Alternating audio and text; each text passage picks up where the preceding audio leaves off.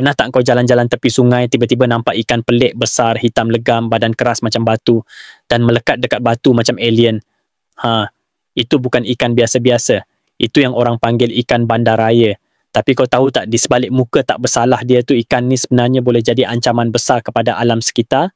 Jom aku bongkarkan 10 fakta menarik dan mengejutkan tentang ikan bandaraya, si pembersih yang ramai orang salah faham. 1. Nama bandaraya. Bukan saja-saja. Nama ni diberi sebab perangainya macam pekerja majlis bandaraya suka bersihkan akuarium dengan makan alga, sisa makanan dan kotoran lain.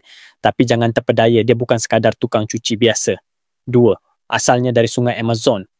Ikan ni berasal dari Amerika Selatan, khususnya kawasan Amazon. Tapi kini dah tersebar ke seluruh dunia sebab popular dalam hobi akuarium. 3. Badan berperisai macam tank. Kalau kau tengok dekat-dekat, kulit dia bukan lembut macam ikan biasa.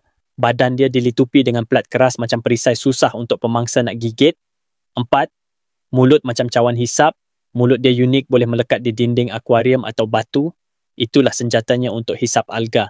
Tapi pernah dengar cerita dia sedut ikan lain sampai mati bila lapar? Seram. 5. Boleh jadi besar macam lengan orang dewasa. Ramai beli masa kecil comel je, tapi tak tahu yang ikan ni boleh membesar sampai 60 cm kalau cukup ruang dan makanan. Tak sesuai langsung untuk akuarium kecil. 6. Tahan lasak luar biasa. Nak bela ikan ni? Senang je sebab dia tahan air kotor, kurang oksigen dan suhu tak menentu. Sebab tu ramai suka. Tapi bila dah besar dan dibuang ke sungai, inilah puncanya masalah bermula. 7. Suka menyorok siang, aktif waktu malam.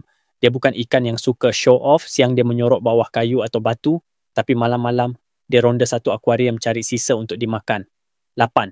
Boleh hidup di darat. Sesetengah spesies pleko ada kemampuan ambil oksigen dari udara, boleh hidup beberapa jam di darat. Macam zombie, hidup walau tak dalam air. 9. Spesies invasif yang berbahaya.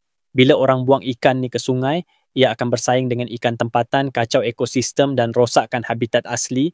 Banyak negara dah isytihar ikan ni sebagai ancaman. 10.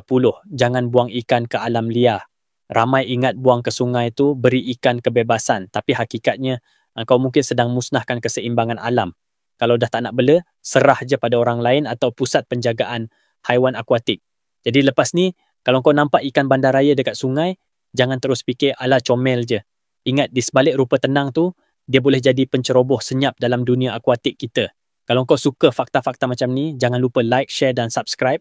Tekan loceng sebab lepas ni aku akan kupas lagi banyak kisah pelik tapi benar dari dunia haiwan.